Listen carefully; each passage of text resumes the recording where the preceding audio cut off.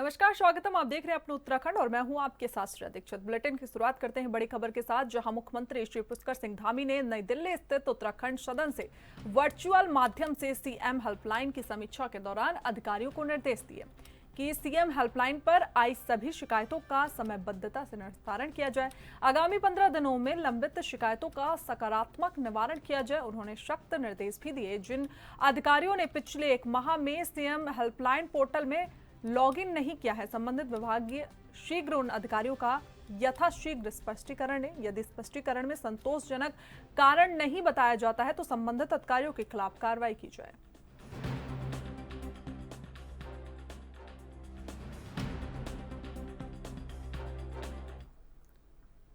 MDDA द्वारा राजधानी देहरादून में मलिन बस्तियों पर बुलडोजर चलाए जाने पर मलिन बस्ती निवासी लगातार सरकार की कार्रवाई पर सवाल खड़े कर रहे हैं।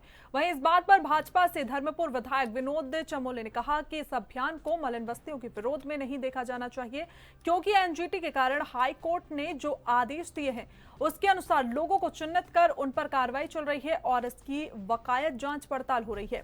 वहीं दूसरी तरफ कांग्रेस के प्रदेश अध्यक्ष करण मेहरा सरकार पर सवाल खड़े करते हुए कहा कि अगर एनजीटी की बात की जाए तो कई अमीर लोगों के रिजॉर्ट बने हुए हैं, उन्हें क्यों नहीं तोड़ा गया, बल्कि गरीब लोगों को परेशान किया जा रहा है।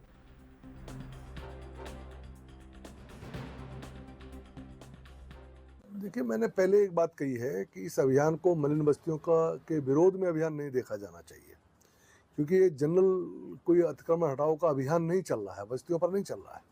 ये एनजीटी के कारण जो हाईकोर्ट ने आदेश किए हैं उन लोगों को चिन्हित करके उन पर कार्रवाई चल रही है और इसकी बाकायदा जांच पड़ताल हुई है।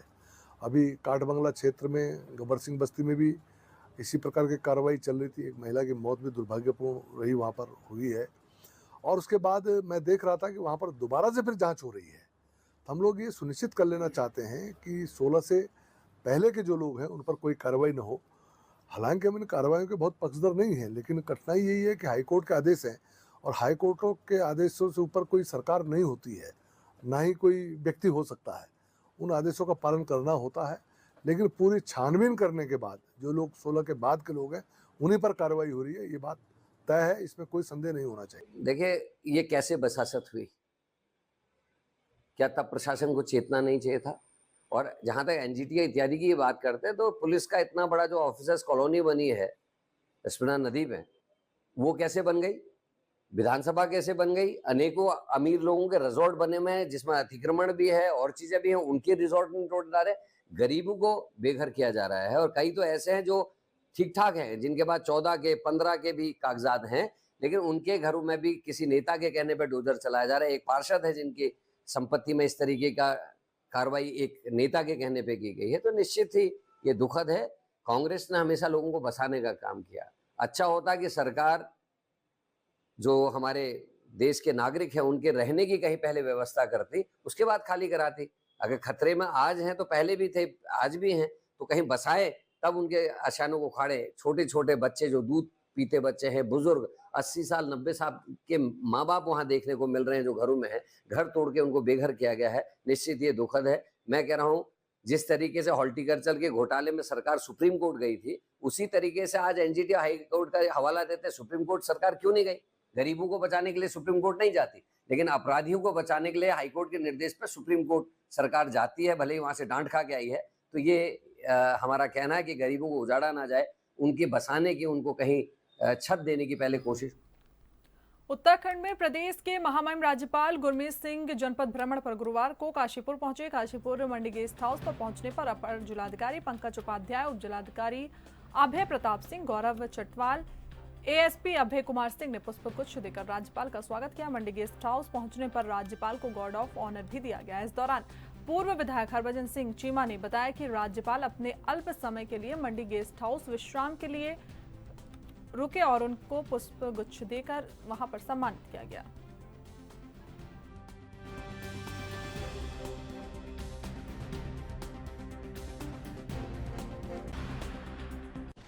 वो नैनीताल से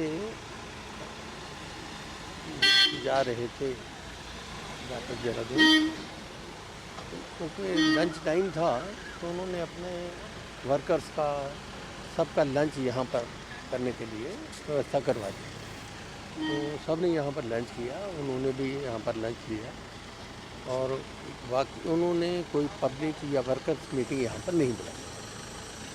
बड़े आराम पीसफुली वो बैठ करके उन्होंने खाना वाना खा के उसके बाद सिर्फ मुझे और तरलोक जी को बुलाया और बड़े आराम से बैठ के उन्होंने बहुत अच्छी बातें, एक अच्छे इंसान के अंदर जो अच्छाइयाँ होती हैं वो जब बाहर आती हैं तब पता लगता है कि इस इंसान के अंदर क्या है।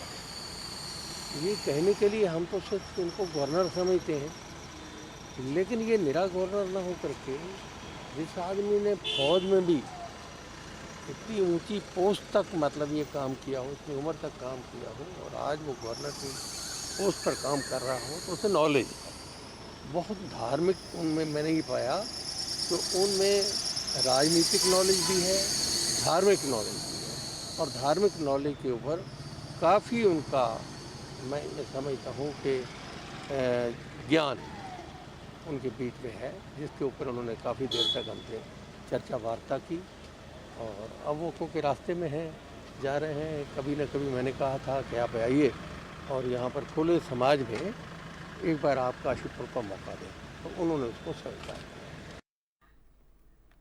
भीमताल विकास भवन में कांग्रेस कार्यकर्ताओं ने जिलाध्यक्ष के नेतृत्व में किसानों को बीमा दिलाने और फसली ऋण पूर्व की तरह लिए जाने के लिए सीडीओ अशोक कुमार पांडे को ज्ञापन सौंपा। वहीं कांग्रेस कार्यकर्ताओं ने राज्य सरकार के खिलाफ जमकर नारेबाजी की। कांग्रेस जिलाध्यक्ष ने कहा कि 2 साल से किसानों को बीमा कंपनी की ओर से आलू का बीमा नहीं दिया जा रहा था। साथ ही सहकारी समिति की ओर से इस बार किसानों से फसली ऋण समय से पहले लिए जा रहे थे। इससे किसान बेहद परेशान थे।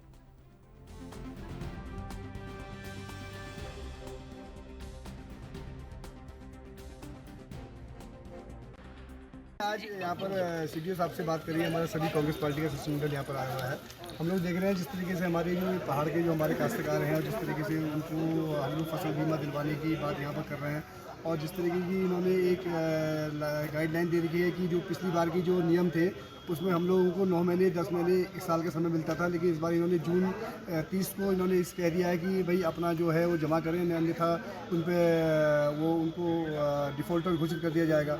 तो हम लोगों की मांग है कि जो नियम पिछली बार तक थे, जैसे किसानों को लाभ दिया जाता था, 1 साल में उनकी फसल होती है, ये तराई की तरह यहाँ पर नहीं होता है, पहाड़ों में 6 में 9 महीने में एक फसल तैयार होती है। तो हम लोगों की मांग आज सीडीओ साहब से है कि जो नियम पिछले वर्षों तक थे वो यथावत किए जाएँ और अन्यथा जो हमारे जो ग्रामीण क्षेत्र के जो हमारे किसान हैं उनके साथ अन्याय ना हो। अगर ऐसा कुछ होता है तो हम लोग आगे को इस मुद्दे को उठा करके, चाहे हमें कहीं तक भी जाना पड़े, हम लोग इस मुद्दे को उठाएंगे और जब तक किसानों की मांग पूरी नहीं हो जाती है तब तक इस संघर्ष में करते रहेंगे। और दूसरी बात ये भी है कि हम लोगों ने ये भी आज कहा है कि अगर मान लीजिए कि ये लोग यहाँ से कुछ नहीं करते हैं और सरकार इसमें कुछ नहीं करती है, सरकार किसानों के हित में कोई फैसला नहीं करती है, तो हम लोग फिर माननीय हाईकोर्ट में जाकर के इसमें अगर PIL दर्ज करनी होगी तो हम लोग वो PIL भी मतलब दायर करेंगे। ये हमारी बात है।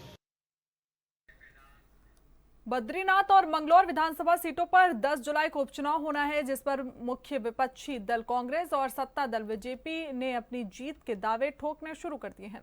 इस बात पर कांग्रेस के प्रदेश प्रवक्ता शीशपाल सिंह बिष्ट ने कहा कि राजेंद्र भंडारी ने कांग्रेस की पीठ में छुरा घोंपने का काम किया है। जनता उनको सबक सिखाना चाहती है और बद्रीनाथ सीट से लखपत बुटोला और मंगलौर से काजी निजामुद्दीन जीत दर्ज करेंगे। वहीं दूसरी तरफ भाजपा के प्रदेश महामंत्री राजेंद्र सिंह बिष्ट ने राजेंद्र भंडारी के बचाव में पलटवार करते हुए कहा कि राजेंद्र भंडारी बद्रीनाथ के लोकप्रिय विधायक रहे हैं, तो वो वहां से भारी बहुमत से जीतेंगे और मंगलौर सीट में भी भाजपा की जीत होगी।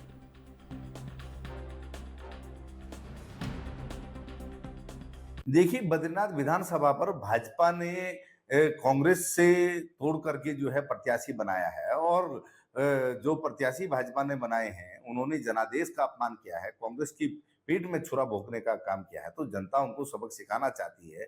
और कांग्रेस के प्रत्याशी लखपत बुटोला जमीन से जुड़े हुए हैं, हर जन संघर्ष में जो है जनता के साथ रहते हैं, जनता के सुख दुख में जनता के साथ रहते हैं, जमीन से जुड़े हुए नेता हैं, जिला पंचायत अध्यक्ष रहे हैं। जिला पंचायत अध्यक्ष रहते हुए उन्होंने चमोली के विकास को जो है गति देने का काम किया है, तो जनता उन्हें पसंद करती है, उनकी लोकप्रियता है। और भाजपा के जो प्रत्याशी हैं वो जो है दल बदल करके गए हैं, जनता के साथ विश्वासघात करके गए हैं, तो निश्चित तौर पर जनता का आशीर्वाद जो है जनसंघर्षकों को मिलेगा और लखपत बुटोला जी जो है प्रचंड बहुमत से जीत दर्ज करेंगे। और मंगलौर विधानसभा में आप देख लीजिए, भाजपा फरीदाबाद हरियाणा से जो है प्रत्याशी लाई है, जिसका उत्तराखंड से कोई सरोकार नहीं, उत्तराखंड के लिए कोई संघर्ष नहीं, तो मंगलौर की जनता उनको क्यों वोट देगी? भाजपा ये नहीं बता पा रही है। और काजी निजामुद्दीन जी जमीन से जुड़े हुए नेता हैं, उन जो मंगलौर की जनता के बीच के नेता हैं, मंगलौर की जनता के जाने पहचाने हुए नेता हैं, निश्चित तौर पर जो है काजी निजामुद्दीन जी को भी जनता का आशीर्वाद मिलेगा, वो प्रचंड बहुमत से जीत दर्ज करेंगे, ऐसा मेरा विश्वास है। कांग्रेस को लोकसभा चुनाव पर सारा अपना परिणाम पता चल चुका है कि 5 की 5 सीटें वो हार चुके हैं, वो हताशा में है, निराशा में है। इस कारण इस प्रकार की बात करें, राजेंद्र भंडारी वहाँ के बहुत लोकप्रिय विधायक रहे हैं और वर्तमान में फिर पार्टी ने उन्हें प्रत्याशी बनाया है। मैं समझता हूँ कि भारी बहुमत से वो वहाँ जीतने वाले हैं। जहाँ तक मैंगलोर की बात है, मैंगलोर भी इस विधानसभा पर भी हम भारी बहुमत से जीतेंगे। आपको इससे पहले भी मैं पंचायत चुनाव पर आपने देखा होगा कि आज़ादी के बाद पंचायत चुनाव पर हम कभी जीतते नहीं थे और लगातार हम जीते हैं। हमने रिकॉर्ड बनाया है वहाँ पर और सारे जिला पंचायत सदस्य हमारे रहे, अध्यक्ष हमारे रहे, 6 के 6 ब्लॉक प्रमुख हमारे रहे। और प्रत्यक्ष है भारतीय जनता पार्टी का कार्यकर्ता पुनः 3 साल के 365 दिन तैयार रहता है। हम चुनाव के उत्तराखंड में मौसम विभाग ने प्रदेश में भारी बारिश का अलर्ट जारी किया है। मौसम विज्ञान केंद्र देहरादून के निदेशक डॉक्टर विक्रम सिंह ने देहरादून, पौड़ी, बागेश्वर और उधम सिंह नगर में भारी बारिश का येलो अलर्ट जारी किया है। उन्होंने बताया कि 3 जुलाई तक भारी बारिश की संभावना है। साथ ही 28 और 29 जून को उत्तराखंड के कुछ हिस्सों में मानसून के दस्तक देने की भी संभावना जताई है। इस दौरान उन्होंने पहाड़ की यात्रा करने वाले लोगों से विशेष सावधानी बरतने की अपील की है। उन्होंने कहा कि बारिश के दौरान किसी सुरक्षित स्थान पर यात्री इंतजार करें। बरसात के दौरान किसी नदी नालों के पास भी न जाने की अपील की है। 24 आवर्स में बात करें तो अनेक जगहों तक में बारिश मिली, हल्की से मध्यम, और भारी वर्षा भी चक्राता में मिली है, करीब 70 mm, और इसी तरह 69 mm जो है धारचूला में भी रही है। तो ठीक है, रेनफॉल एक्टिविटी अब शुरू हो गई है प्रदेश में अगर देखा जाए। और आज भी मैं बात करूं तो ज़्यादातर जगहों में आपको बारिश मिलेगी। जहां तक भारी वर्षा की बात है तो उसमें चाहे देहरादून है, इसी तरह जो है नैनीताल है, और अंदर के डिस्ट्रिक्ट में बात करें तो पिथौरागढ़ और बागेश्वर, तो इनमें रखा गया कि 1-2 जगहों में भारी वर्षा मिलेगी। और जो हल्की से मध्यम बारिश है वो तो ज़्यादातर जगहों में देखने को मिलेगी। साथ में जो इंटेंस स्पेल है वो भी कहीं कहीं पर आप देखेंगे कि वो भी चीज़ें देखने को मिलेगी। आगे आप जा रहे हैं कल 27, 28 या 29 को, तो इसमें जो बारिश की एक्टिविटी और भी बढ़ेगी। ज़्यादातर जगहों में जहाँ हल्की से मध्यम मिलेगी, उसके साथ हैवी से वेरी हैवी भी जो है आपको कुमाऊं रीजन में, हिल्स के एरिया में बात करूं तो खासकर उसमें रहेगी, या प्लेन्स में भी जो है हैवी रेंज तक वहाँ पर भी मिलेगी। इसी तरह गढ़वाल में है, पौड़ी है, या इसी तरह देहरादून है, इसमें भी संभावना है कि कल जो है हैवी रेंज यहाँ पर भी देखने को मिलेगी 1-2 जगहों में। तो बारिश की ठीक ठाक एक्टिविटी मिलने वाली है और ये इसी तरह क्रम में कहूँगा अगले 2 से 3 दिन जो है वो चलने वाला है। तो 1 या 30 तारीख के बाद थोड़ी सी कमी आ सकती है इंटेंसिटी वाइज डिस्ट्रीब्यूशन। खबरें और भी हैं, वक्त एक छोटे से ब्रेक का।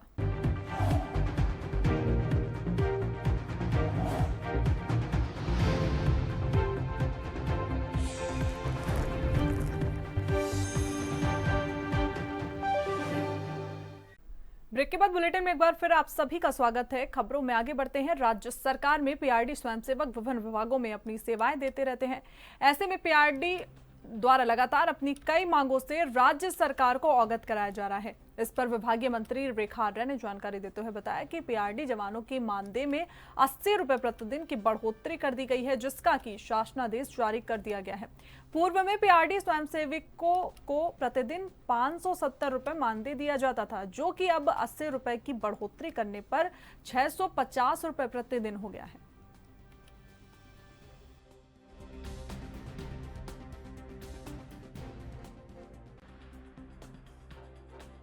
देखिए, कल के शासनादेश के साथ में पीआरडी जवानों की एक मांग थी, उनके मानदेय में वृद्धि होनी चाहिए।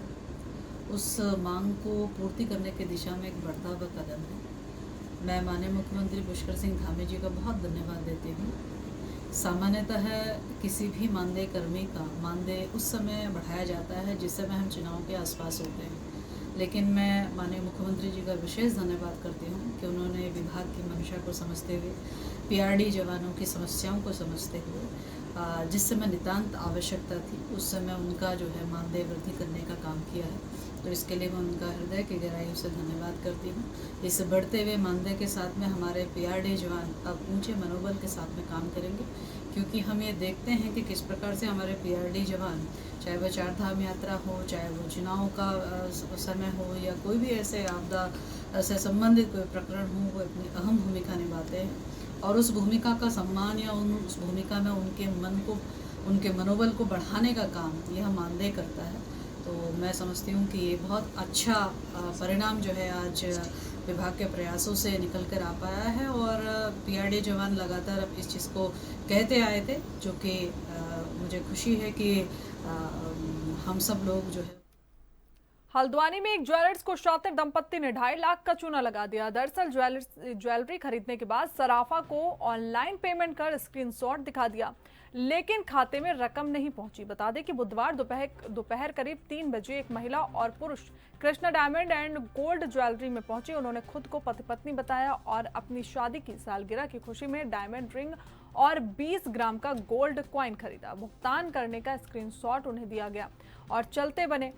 उसके जाने के कुछ देर बाद जब ज्वेलरी शॉप के मालिक के नंबर पर पेमेंट नहीं आने की बात की गई तो उन्होंने कहा कि आ जाएगा, लेकिन पेमेंट नहीं आया। जब उन्हें पता चला कि उनके साथ फ्रॉड हुआ है तो इस पर ज्वेलरी शॉप के मालिक ने रिपोर्ट दर्ज कराई।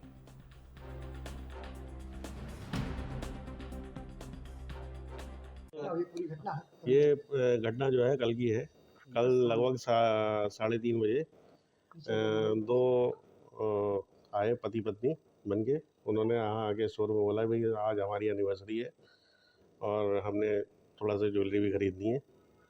तो यहाँ पे स्टोर में सब उनका जो है सेलिब्रेशन करा गया, साथ में केक वेक भी कटवाया गया उन्हें बाकायदा, और ज्वेलरी भी उन्हें पसंद करवाई गई। ज्वेलरी उन्होंने पसंद करी, साथ में उन्होंने जो है 2 कॉइन्स लिए थे और 1 ईयरिंग्स लिए थे, जिसकी टोटल कुल कीमत लगभग 2,35,000 रुपये है। ठीक है ना। तो उसके बाद उन्होंने कहा कि साहब पेमेंट कर देते हैं हम यहाँ पे। वो पेमेंट करने लगे हमारी फर्म के अकाउंट में। तो वो फर्म के अकाउंट में उसने बोला कि साहब आपका जो है शो नहीं कर रहा है, पैसा नहीं आ पा रहा है किसी वजह से। तो हमारे मैनेजर साहब बोले कि कोई बात नहीं, आप जो है इसको मेरे अकाउंट में ट्रांसफ़र करवा दो। ठीक है। तो साहब वो जो है इनके अकाउंट में उन्होंने ट्रांसफ़र करने की प्रक्रिया करी। करने के बाद में एक सक्सेसफुल ट्रांजेक्शन सक्सेसफुल का मैसेज इनको दिखाया कि भाई ऐसे ऐसे ट्रांजेक्शन हो गया है, ये पैसा आपके अकाउंट में चला गया है। मैनेजर साहब ने अपने अकाउंट में चेक करा, तब तक पैसा नहीं आया था। तो इन्होंने उन्हें थोड़ी देर वेट भी करवाया। प्रशासन से बात हुई आपकी? प्रशासन कोई बात नहीं हो पाई, प्रशासन से चल ही रही है बातचीत। तो पैसा आपके अकाउंट में पैसा जो है मैनेजर साहब के अकाउंट में आना था वो नहीं आया जी। तो थोड़ी देर वेट करने के बाद में उन्होंने बोला भी पैसा तो आ ही जाएगा, कोई बात नहीं, ट्रांजेक्शन सक्सेसफुल का मैसेज आ गया है। तो उसके बाद उन्होंने उनका एड्रेस नाम वगैरह लेने की इन्होंने सब कोशिश करी। तो उन्होंने जो है किसी न कोई बहाना लगा के जो है उसको भाई हम ये चाहते हैं प्रशासन इस मामले में, अब ये साइबर फ्रॉड है, इसमें सख्त से सख्त कार्रवाई करे, ताकि जिससे जो है हमारे और भी जो ज्वेलर्स भाई हैं, ये किसी के भी साथ हो सकता है, आज हमारे साथ है कल किसी के भी साथ हो सकता है। मेरा संजीव जैन। एक बहुत बड़ी ठगी का है, जो कि एक स्कैम हुआ है 2,35,000 का संजीव जैन जी की दुकान में, कृष्णा डायमंड में। कल रात शाम को 8 बजे मेरे पास फ़ोन आया, तो मैं तुरंत इनकी दुकान पर आया और हमने सीधे कोतवाल साहब से बात की है कि इस संदर्भ में क्या हो रहा। तो उन्होंने हमें तुरंत भोटिया बड़ाव चौकी, क्योंकि नज़दीक की चौकी भोटिया बड़ाव भी है, तो हम लोगों ने वहाँ जाके एप्लीकेशन टाइप करके दी और सारा उनको घटना हमने बताई। और हमने अपने ग्रीन सिटी, जो कि हमारे ज्वेलर एसोसिएशन के सदस्य 240 हमारे ग्रीन सिटी ज्वेलर एसोसिएशन में सदस्य हैं, हमने उस सारी वीडियो को, जो कि शादी की सालगिरह जो मना रहे हैं, वो सारे फोटेज और वगैरह हमने सारे ग्रीन सिटी ग्रुप में डाले हैं। और हमारा ऑल इंडिया ज्वेलर एसोसिएशन भी हमारा बहुत बड़ा है, जो कि हमने देहरादून के ग्रुप में और हमने दिल्ली के ग्रुप में और उत्तर प्रदेश में हमारे कुछ ग्रुप चल रहे हैं ज्वेलर एसोसिएशन के। हमने उसमें सारे ग्रुप में डाल दिया कि ये घटना जो यहाँ हल्द्वानी में हुई है और किसी ज्वेलर के साथ ऐसा नुकसान और ठगी ना हो सके। और हम इस मैटर में सख्त से सख्त कार्रवाई हम प्रशासन के द्वारा करने जा रहे हैं। हमारी बात अभी सीओ साहब से हो चुकी। हल्द्वानी में काठ गोदाम में नरीमन चौराहे से लेकर काठ गोदाम रेलवे स्टेशन तक सड़क चौड़ीकरण करने में कई बड़े पेड़ों को काटने का सूचना सूचना पर आज कांग्रेस के प्रदेश प्रवक्ता दीपक ब्लोटिया और कांग्रेस नेता ललित जोशी अपने कार्यकर्ताओं के साथ एसडीएम कोर्ट पहुंचे, जहां उन्होंने सिटी मजिस्ट्रेट एपी वाजपेयी को इस संबंध में ज्ञापन भी दिया। उन्होंने ज्ञापन के माध्यम से ये मांग रखी कि पेड़ों को ना काटा जाए, प्रशासन सड़क चौड़ीकरण को लेकर दूसरा विकल्प भी देखे। वहीं सिटी मजिस्ट्रेट एपी वाजपेयी ने इस पर जानकारी देते हुए बताया कि सड़क चौड़ीकरण में जो भी पेड़ आ रहे हैं उनको लेकर जिला प्रशासन बेहद संवेदनशील है। सड़क चौड़ीकरण का कोई विरोध नहीं करता है, परंतु जब उसकी वैकल्पिक व्यवस्थाएं मौजूद हैं शहर के अंदर तो पेड़ों को नहीं काटा जाना चाहिए। मेरा अपना पर्सनल मानना है। आज हम जो ज्ञापन इसी संबंध में दे रहे हैं। दूसरा मेरा कहने का मतलब एक ये भी है, आप ये समझिए कि एक सड़क में एक पेड़ को 50 साल लगते हैं और एक बिल्डिंग को बनाने में मुश्किल से 2 साल लगते हैं। तो मेरा कहना तो है भाई, अगर सड़क चौड़ी बिल्डिंग बना करके होती है तो बिल्डिंग बना करके सड़क चौड़ी कर दीजिए, ना कि पेड़ काट करके। पसंद मानना है मेरा। आप क्या पेड़ काटना अकेले कोई विकल्प नहीं है, यही तो मैं कह रहा हूँ। वैकल्पिक रास्ते की तलाश क्यों नहीं की गई? जब शहर पिछले 10 साल में दोगुनी रफ्तार से जो है आबादी बढ़ चुकी है शहर की, तो उसका जो 5 वर्षीय जो योजना थी वो कहाँ चली गई? मेरा अधिकारी गणों से निवेदन है इस बात में कि वो स्वयं इस बात का आंकलन करें कि जितनी सुविधाएं उनको इस प्रदेश के अंदर मिलती हैं, उन सुविधाओं में क्या हल्द्वानी जैसे जगह के लिए क्या स्पेशल तौर पर कोई आपने मीटिंग करी? तो अगर करी है तो उसका खुलासा करिए कि आप वैकल्पिक व्यवस्था कहाँ करने जा रहे हैं। अन्यथा ये जाम तो एक दिन इस हल्द्वानी को जामनगर बना करके इस शहर को इस व्यवस्थित शहर को व्यावसायिक रूप से उजाड़ कर रख देगा। ये मेरा पर्सनल भी बोल रहा हूँ कि जब आप पेड़ काटने के बजाय वैकल्पिक व्यवस्थाओं की रास्तों की तलाश क्यों नहीं करते? क्यों आपको इस बात का अंदाजा नहीं? पंचवर्षीय योजना में ये बातें क्यों नहीं रखी जाती? क्यों इस चीज़ के लिए बजट नहीं आता? देखो, अधिकारी गणों से एक निवेदन है हमारा को, किसी बिजली पे अगर आप समझ ना, पानी बिजली पर कोई बिल नहीं देता तो जा करके आप उसका वो काट देते हैं, बिजली का बिल काट देते हैं। पानी नहीं देता तो पानी का बिल काट देते हैं। भाई आप सिर्फ और सिर्फ जो है आदेश देने के लिए ही हैं। जनता के लिए सुविधाएं कौन देगा? आपका काम सिर्फ आदेश देना नहीं होना चाहिए, आपका काम सुविधा देना चाहिए। देख रहे हैं उस पर सड़क चौड़ीकरण का कार्य करने की बात कही जा रही है, और जो सड़क किनारे जो बहुत पुराने विशालकाय वृक्ष हैं और उनके पातन की बात की जा रही है और उनको पुनर्स्थापित करने की बात की जा रही है, प्रत्यारोपण की बात की जा रही है। तो हमारा इसमें ये मानना है, क्योंकि आज तक भी प्रशासन द्वारा पूरा रोड मैप जो है वो जारी नहीं किया गया है कि ये रोड चौड़ी कहाँ से कहाँ तक हो रही है, और यदि ये चौड़ी सिर्फ नारीमैन से लेके कुछ रानीबाग तक हो रही है तो उसके आगे का क्या होगा? क्योंकि यहाँ पर चौड़ी सड़क है और आगे जाके वो संकरी हो जाएगी, तो फिर क्या वो जाम स्थल नहीं बनेगा? और इसके अलावा जो वृक्ष जो हमें ऑक्सीजन देते हैं, जीवन देते हैं, और अगर वृक्ष हैं तो हम हैं, लेकिन ऐसे वृक्षों को काटना, जबकि उच्च न्यायालय द्वारा पूर्व में आदेश दिया है कि अधिक से अधिक वृक्ष लगाए जाए, यहाँ तक कि जो आपका कोर्ट को शिफ्ट करने की बात आई तो पेड़ों के शहर में 13 चौराहों का चौड़ीकरण सुधारीकरण का काम चल रहा है। उसमें हमें वाइडनिंग करनी है। कई जगह जो पेड़ हैं वो छपान भी हुआ था। जिलाधिकारी महोदय इसको लेकर बहुत संवेदनशील हैं। उनके द्वारा फिर ये दिशा निर्देश दिए गए कि जो पाकड़ है, पीपल है या अन्य जो महत्वपूर्ण प्रजातियों के वृक्ष हैं उनको काटने के बजाय हम लोग उसको ट्रांसप्लांट करेंगे, रिलोकेट करेंगे। उसके लिए वन विभाग के साथ बैठक के माध्यम से ये निर्णय लिया गया है और लगभग शहर के विभिन्न स्थानों पर 40 से। फिलहाल बुलेटिन में बस इतना ही। देखते रहिए ANB न्यूज़।